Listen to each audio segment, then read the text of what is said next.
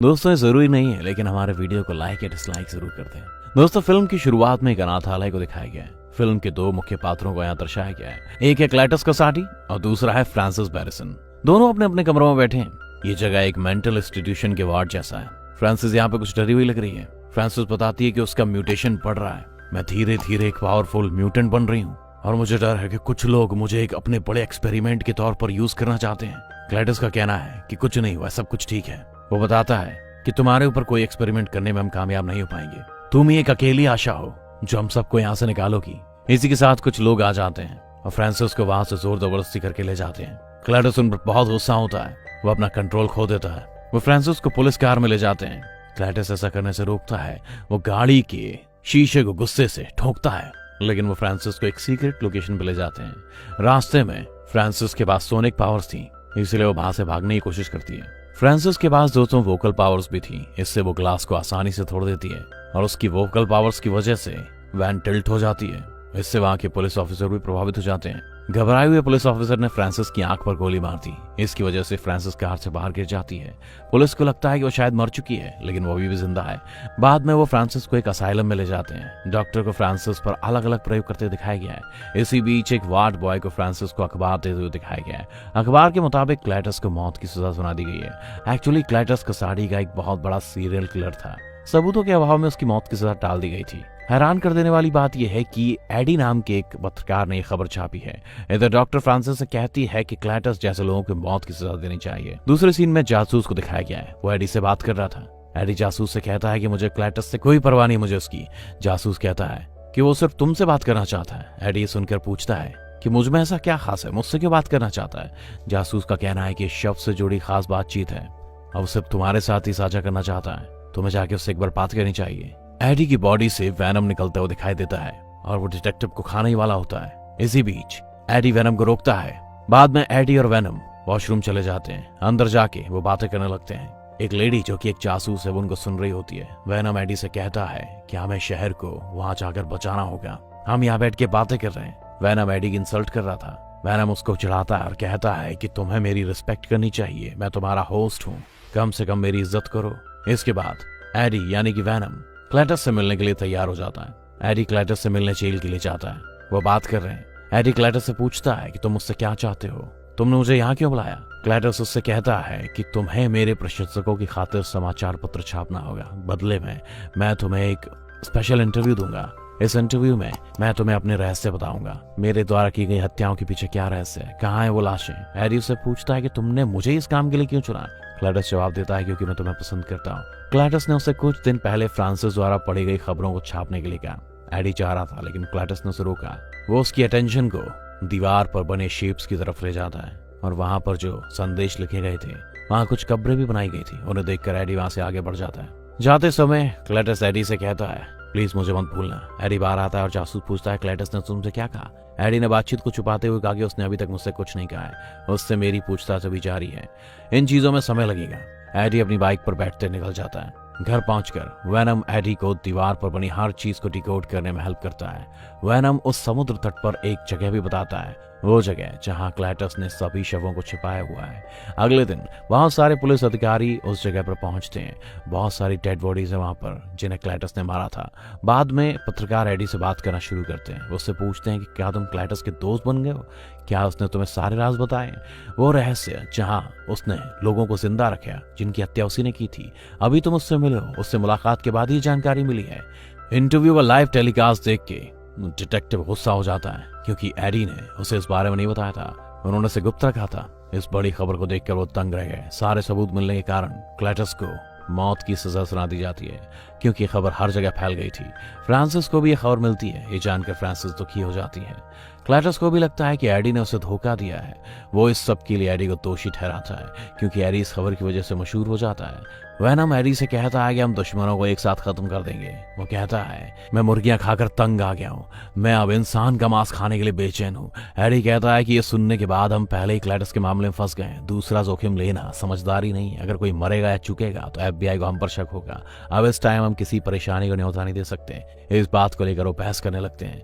Venom AD को बीमार बताने लगता है। एडी फिर कहता है कि देखो तुम मेरा सम्मान करो। बाद में एडी एक दुकान पर मिलने जाता है। वो पोल्ट्री फार्म में जाता है और वहां पहुंचकर वैनम मुर्गियों को खाने लगता है। खाना खाकर निकल ही रहे थे, इसी बीच एक गैंगस्टर एक लेडी को छेड़ रहा था। वो उससे पैसे छीनकर वहां से भागने की कोशिश करता है। एडी वैनम को उस कंडीशन में रहने से रोकता है। वैनम एडी को इग्नोर करता है और गैंगस्टर को खाने की कोशिश करता है। एडी वैनम को ऐसा ना करने की रिक्वेस्ट करता है। वैनम गैंगस्टर को छोड़ देता है और वो आगे बढ़ जाते हैं। अचानक एडी के दोस्त एनी का उसको फोन आया। वो एडी से मिलने के लिए बुलाती है। एडी उससे मिलने के लिए राजी हो जाता है। जब वो मिले तो वैनम एडी से बात कर रहा था। एनी को यह भी पता चलता है कि एडी वैनम से बात कर रहा है। एनी ने एडी से पूछा, क्या वैनम अभी तुम्हारे साथ है? एडी का कहना है कि कोई वैनम नहीं मरा है। एडी कहती है, क्या मेरी सगाई हो चुकी है? इसके बाद एडी इमोशनल हो जाता है। इसी बीच एनी एडी से पूछती है, तुम कैसे हो वैनम? मुझे पता है तुम अभी भी एडी के अंदर हो, प्लीज एडी का ख्याल रखना। ये सुनकर एडी हैरान हो जाता है और बाइक से अपने घर के लिए निकल जाता है। वैनम एडी को समझाता है कि उसे इन छोटी छोटी बातों के लिए दुखी नहीं होना चाहिए, क्योंकि हम बड़े कामों के लिए बने। एडी का कहना है कि तुम मेरी भावनाओं को नहीं समझ सकते, क्योंकि तुम किसी से प्यार नहीं करते। अगले दिन वैनम को अपने लिए खाना बनाते हुए दिखाया गया है। वैनम एडी को एक स्वस्थ और मजबूत नाश्ता लेने के लिए कहता है, क्योंकि जब तक एडी खाता नहीं है तब तक वैनम को कुछ भी नहीं मिलेगा। उन्हें एक लेटर मिलता हुआ दिखाया गया है। ये क्लैटस द्वारा लिखा गया है। क्लैटस कह रहा था कि एडी तुम्हारी वजह से मुझे मौत की सजा मिली है। क्लैटस अपने पुराने बुरे काम को भी लिखता है, जैसे अगर मैं पैदा नहीं होऊंगा तो मेरी दादी को कौन खत्म करेगा, मेरी माँ को बाथटब में डुबोकर कौन दम घोटेगा। इसका मतलब है क्लैटस ने अपने परिवार को नहीं बख्शा। क्लैटस ने यह भी लिखा कि इन सब के बाद मेरे पिता ने मुझे एक ऑर्फनेज में भेज दिया। बच्चों ने मुझे पीटा। मैं फ्रांसिस से मिला, जो एक वोकल पावर वाली म्यूटेंट थी। हमने बहुत अच्छी बॉन्डिंग बनाई, हम दोस्त हो गए, हम एक दूसरे को पसंद करने लगे। अब मैं एडी तुमसे मिलना चाहता हूँ एक आखिरी बार। एडी उससे मिलने के लिए राजी हो जाता है। एडी को अब उससे मिलते हुए जेल में दिखाया गया है। क्लैटस एडी को बताता है कि एक परिवार की मेरे अंदर हमेशा इच्छा थी। एडी कहता है, हाँ, तुम्हारी माँ और ग्रैंड माँ के मर जाने के बाद ऐसा होना ही था। क्लैटस उससे कहता है कि अगर मुझे फांसी की सजा हो गई तो उसके रिस्पॉन्सिबल तुम होगे। वो एडी से ये भी कहता है कि तुम मानवता के लिए कलंक हो, मैंने तुम पर विश्वास किया और तुमने मेरे संग विश्वासघात किया। ये क्लैटस की चाल थी, क्योंकि वो एडी को उग्र बनाने की कोशिश कर रहा था। यही कारण था कि वैनम भी उग्र हो जाता है। वो एडी के पेट से बाहर आते टाइम क्लैटस को पीटने लगता है, लेकिन क्लैटस चतुर था। वो उसके हाथ काटता है, लेकिन गार्ड आ जाता है और उनकी लड़ाई को रोक देता है। क्लैटस एडी से कहता है कि जब वो जा रहा था तो मैंने पहले उसके खून का स्वाद चखा है, तुम्हारा खून डिफरेंट है। ये दिखाया गया है जब क्लैटस ने एडी को काटा था तो उसने अपने पार्ट का कुछ सिम्बॉइड छोड़ दिया था। जब एडी घर पहुंचता है तो ये दिखाया गया है कि वैनम उससे माफी मांगता है। उसे ऐसा नहीं करना चाहिए था। एडी कहता है कि तुम्हें अपने ऊपर कंट्रोल रखना चाहिए। अगर तुमने क्लैटस को मार दिया होता तो उसकी मौत का इल्जाम मुझ पर आता और मैं जेल में होता। ये मेरे लिए बहुत बड़ी समस्या बन जाएगी। वो दोनों दोबारा बहस करने लग जाते हैं। वो एक दूसरे को बीमार बीमार कहते हैं। एक कहता है कि मैं तुम्हें झेल रहा हूँ, दूसरा कह रहा है मैं तुम्हें झेल रहा हूँ। वैनम एडी से कहता है कि तुम हमेशा से एक लूजर हो, मैंने तुम्हें बचाया, तुम्हें नई पहचान दी, तुम फेमस हो गए क्लैटस के केस के बाद मेरी वजह से। ये सुन के एडी और ज्यादा गुस्सा हो जाता है और वैनम से कहता है कि चलो अब निकलो यहाँ से। वैनम भी उस पर गुस्सा था। ये घर में विनाश फैलाता है। लास्ट में एडम एडी के शरीर को छोड़ देता है और चला जाता है। जाते टाइम एडी की बाइक को भी तोड़ देता है। अगले सीन में क्लैटस को दिखाया गया है जिसे मौत की सजा सुना दी गई है, जब वो उसे एक इंजेक्शन के साथ खत्म करने वाले थे, लेकिन इंजेक्शन की वजह से शरीर में रिएक्शन के कारण सिम्बॉइड का एक छोटा सा टुकड़ा क्लैटस की बॉडी में घुस जाता है। धीरे धीरे एक नया सिम्बॉइड प्रोड्यूस हो रहा है। ये एक नरसंहार था। इसी बीच नरसंहार अपने पूरे रूप में आ जाता है। इसे देखकर वो डर जाते हैं। वो चिल्लाते हुए वहां से भागने की कोशिश करते हैं। नरसंहार को बड़े पैमाने पर भयानक और शक्तिशाली रूप में दिखाया गया है। बाद में नरसंहार सभी पुलिस अधिकारियों को खा जाता है और वहां के कैदियों को रिहा करता है। एडी को अगले सीन में टीवी देखते हुए दिखाया गया है। उसे पता चलता है कि क्लैटस जेल से भाग गया है। इस वजह से एडी हैरान परेशान हो जाता है। डिटेक्टिव एडी से मिलने आता है। एडी को इस घटना के लिए जिम्मेदार कहता है। एडी कहता है कि मैं इस बारे में कुछ भी नहीं जानता। क्लैटस वहां से कैसे भाग निकला, इसीलिए तुम मेरे खिलाफ नहीं हो सकते। डिटेक्टिव का कहना है कि वो अभी तुमसे मिला है, हो सकता है उसे वहां से रिहा करने में तुम्हारा मास्टर प्लान हो। वैनम को एक एक करके शरीर बदलते हुए दिखाया गया है, क्योंकि उसे ऐसा शरीर नहीं मिला जो उसके लिए परफेक्ट हो। वो एक लड़की की पार्टी में चला जाता है। वहाँ सभी लोग बहुत बहुत तरह के कॉस्ट्यूम पहने हुए हैं। माहौल बिल्कुल हैलोवीन पार्टी जैसा है। सभी सोचते हैं कि वैनम भी एक पोशाक पहन रखी है उसने, और इसमें वो स्मार्ट भी लग रहा है, लेकिन आकार में थोड़ा बड़ा लग रहा था, इसलिए सब उसे निहारने लगे। क्लैटस को कार चोरी करते हुए भागते हुए दिखाया गया है। वो नरसंहार यानी कि कार्नेज क्लैटस से बात कर रहा था, जैसे वैनम एडी को ले जाता था। वो कहता है कि सिर्फ एक ही सिम्बॉयट है और वो है वैनम। हम दुनिया पर राज कर सकते हैं अगर हम वैनम को मार डालें। क्लेटस का कहना है कि सबसे पहले मुझे अपने साथी फ्रांसिस को रिहा करना होगा क्योंकि मैं उससे बहुत प्यार करता हूँ, उसे मेरे साथ होना चाहिए। ये सुनकर नरसंहार यानी कि कॉर्निश भी उसकी बात से सहमत हो जाता है। वैनम डांस करते हुए पार्टी का आनंद ले रहा है, ये कंपटीशन भी जीत जाता है। वैनम वहां एक स्पीच दे रहा होता है, लेकिन उसमें एक एडी की कमी थी।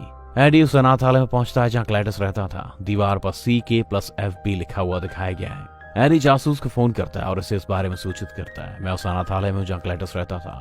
जासूस उसे FB का मतलब पूछता है। एडी उसे बताता है कि इसका मतलब है फ्रांसिस बैरिसन।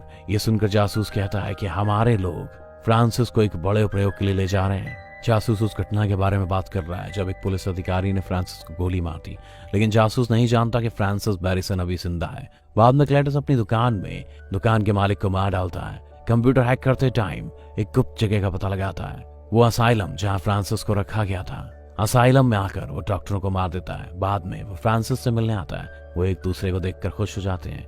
यहाँ क्लेटर कॉर्निश को फ्रांसिस से मिलाता है। मिलने के बाद वो खुश हुए और वहां से भाग निकले। अब उनके पीछे पुलिस थी, लेकिन कॉर्निश के आगे कौन टिका रहेगा।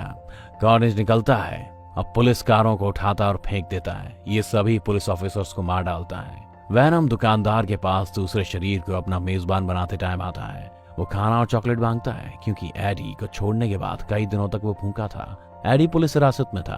पुलिस कल रात के हमले के पीछे के लिए एडी पर विचार कर रही थी क्योंकि उन्होंने एडी के घर के पास भी कई लाशें देखी थी। जासूस एडी को सच बताने के लिए कहता है। एडी का कहना है कि जब तक मैं फोन नहीं करता तब तक मैं कुछ भी नहीं बताऊंगा। एडी एनी को बुलाता है। उसकी कॉल के बाद एनी डॉक्टर के साथ एडी से मिलने आती है। उससे मुलाकात करते हुए एडी शहर में हुई सभी घटनाओं के पीछे एनी क्लेटस को बताता है। उससे मुलाकात के बाद एडी एनी को क्लेटस के पीछे और उसकी सारी जो शहर में हरकतें उसके बारे में बताता है क्योंकि एक अननोन पावर जो शहर में हर किसी को मार रही है, उसने एक नया सिम्बॉयट बना दिया है। एडी उसे बताता है कि अब मैं वैनम के साथ नहीं हूँ। एनी जाती है और वैनम को ढूंढने लगती है क्योंकि वैनम ही कार्नेज को हरा सकता था। एडी जानती है कि शॉपकीपर वैनम के बारे में जरूर जानता होगा। वो उसे जाती है और पूछती है कि क्या तुमने वैनम को देखा है।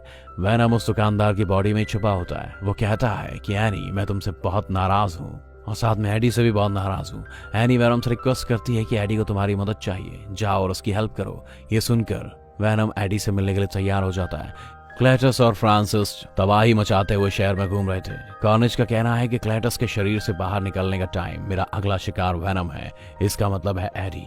बाद में वैनम और एनी को दिखाया जाता है। वो एडी से मिलने आते हैं। वो किसी तरह वहां से भाग निकलता है। वैनम एडी से रास्ते में माफी मांगने के लिए कहता है। एडी लास्ट में वैनम से माफी मांगता है। जासूस कहीं जा रहा था, लेकिन रास्ते में उसकी मुलाकात क्लेटस से होती है। उसने कार से उतरते टाइम क्लेटस पर गोली चला दी। उसके शरीर से कार्नेज निकलता है और जासूस को पकड़ लेता है। एडी के घर पहुंचने पर फ्रांसिस को एनी की अंगूठी मिलती है। वो वहां से अंगूठी लेते हुए निकल जाती है। जाने से पहले उसे एनी की तस्वीर भी मिलती है। इसकी मदद से वो एनी को पकड़ती है और वो कहती है कि हमारी शादी में आओ। बाद में डॉक्टर एडी को कॉल करने पर कहते हैं कि कुछ लोगों ने एनी को यहाँ से ले लिया है। क्लेटस और फ्रांसिस को शादी करते हुए दिखाया गया है। जासूस भी वही था जिसे कुछ टाइम पहले ही बंदी बना लिया गया था। उनकी शादी हो रही थी। वैनम भी आ जाता है। जैसा कि क्लेटस के शरीर में कार्नेज निकलता है, उसे वहां देखता है।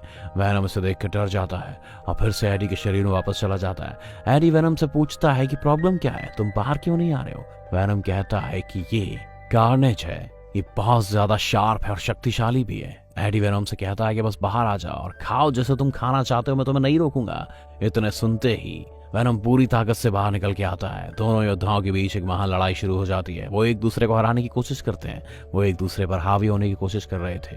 वैनम कार्नेज पर हावी था, इससे टकराता रहा। इसी बीच कार्नेज फ्रांसिस के साथ बातचीत भी कर रहा था।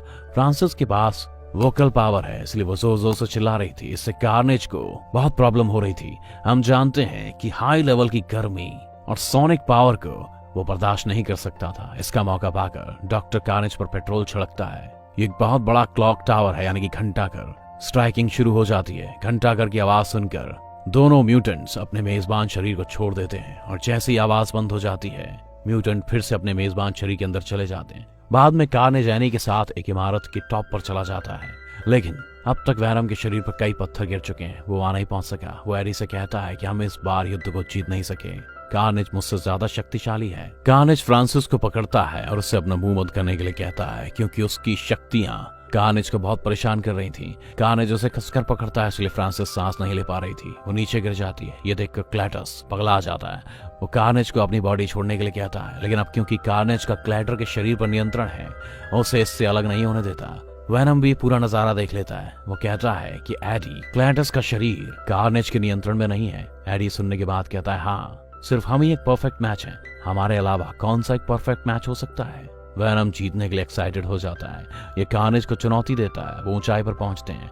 कार्नेज के हाथ में एनी थी और वैनम के हाथ में रॉड थी। ये रॉड कार्नेज के सिर में वो घोंप देता है। इससे एनी जमीन पर गिर जाती है। वैनम उसे सही टाइम पर वहां बचा लेता है। इसी बीच कार्नेज वहां पहुंचता है और उसके अंदर अपने स्पाइक्स को छुरा घोंप देता है। सिम्बाइट्स आपस में बात कर रहे थे। वो कह रहे थे कि हम दोनों के बीच में से एक को तो मरना है। कार्नेज को वैनम इस फिल्म का सबसे अच्छा डायलॉग भी कहता है, वैनम, कार्नेज को मरने दो। वैनम उससे कहता है कि सोनिक साउंड बजाओ। कार्नेज वहां पहुंचता है और उसे धक्का देता है। फ्रांसिस चिल्लाने लगती है जब वो गिर जाती है और सोनिक पावर की वजह से दीवारें टूट जाती हैं। वो आवाज इतनी तेज थी कि सिम्बाइट्स भी अपने होस्ट की बॉडी से अलग हो जाता है और बड़ा सा क्लॉक टावर भी टूट के नीचे गिर जाता है। फ्रांसिस नीचे पड़ी हुई है। वैनम दोबारा आता है। एडी यानी फ्रांसिस और डॉक्टर को बचा लेता है। कार्नेज क्लैटस की बॉडी से पूरी तरह से सेपरेट हो गया है। कार्नेज क्लैटस की बॉडी में दोबारा घुसने की कोशिश करता है, लेकिन वैनम आके उसे खा लेता है। बाद में वैनम क्लैटस को उठाता है। वैनम क्लैटस को निपटा देता है। इसी के साथ पुलिस वहां जाती है और सभी को खतरे से निकालती है। एडी डॉक्टर से कहता है कि एनी को भी उसके साथ लेते।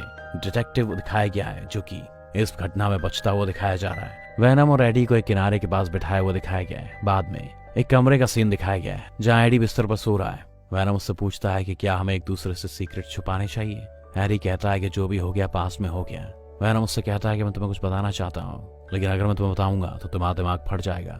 बहुत सी ऐसी चीजें हैं जो मैं जानता हूँ और मैं तुम्हें बताना चाहता हूँ, पर वो तुम्हारे समझने के लिए बहुत ज्यादा घातक है। एडी सोचता है कि वो उसे सिम्बाइट के बारे में बताने वाला है। इसी के साथ टीवी शुरू हो जाती है और वो टिमटिमाने लगती है और आसपास की सारी चीजें बदलने लगती हैं। एडी सोचता है कि ये सब वैनम कर रहा है, पर वैनम कहता है कि ये मैं नहीं कर रहा हूँ। इसी के साथ दोनों के सामने एक सुनहरी रोशनी शाइन होती है। वैनम बाद में स्पाइडरमैन के यूनिवर्स में दिखाई देता है। इसका मतलब है कि वैनम अब स्पाइडरमैन के ब्रह्मांड का हिस्सा है। इसी सस्पेंस के साथ फिल्म खत्म हो जाती है।